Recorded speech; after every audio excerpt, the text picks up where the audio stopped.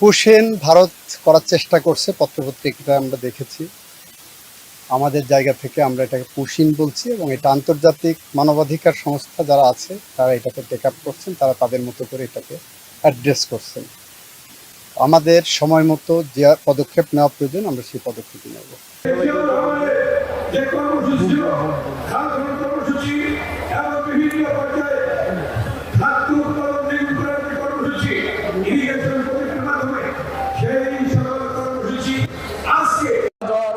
মানুষ এখানে উপস্থিত হয়েছেন। ইনশাআল্লাহ এবার বাংলাদেশে বিগত 17 বছর পরে যে সুষ্ঠু নির্বাচনের মাধ্যমে 2/3 বেশি সিট দিয়ে আজকে যে বিএনপি সরকার গঠন করেছে, এই সরকার দীর্ঘ 18 বছর বিদেশে নির্বাসনে থাকার পরে জনাব তারেক রহমানকে বাংলাদেশের জনগণ প্রধানমন্ত্রী বানিয়েছে।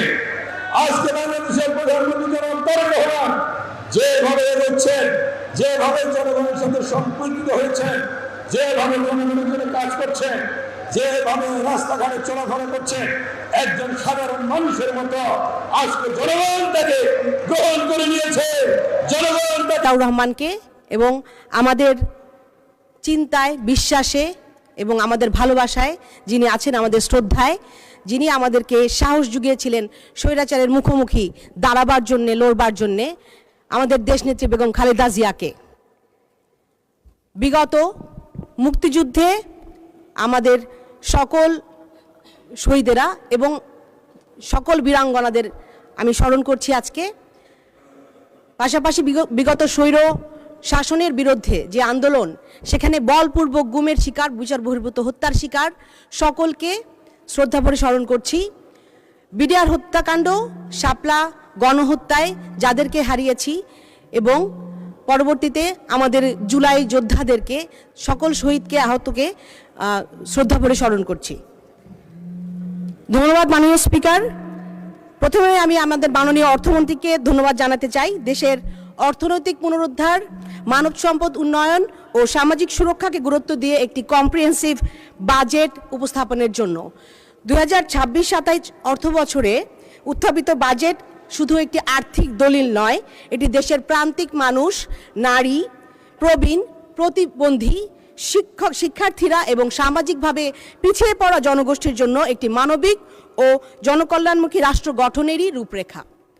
মাননীয় স্পিকার, বর্তমান সরকার দায়িত্ব গ্রহণ করার পর থেকে জনগণের মান উন্নয়নের, জীবন মান উন্নয়নের জন্য ও অর্থনীতিকে পুনরুজ্জীবিত করার জন্য ধারাবাহিকভাবে কার্যক্রম পদক্ষেপ গ্রহণ করে আসছে, এবং তারই এই সুস্পষ্ট প্রতিফলন ঘটেছে আমাদের প্রস্তাবিত বাজেটে।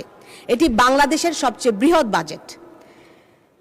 দেশের খাদ্য নিরাপত্তা নিশ্চিত করতে, কৃষকের উৎপাদন সক্ষমতা বাড়াতে, ভূমিহীন ও প্রান্তিক 42,50,000 কৃষকের জন্য 1,062,50,00,000 টাকা বরাদ্দ রাখা হয়েছে।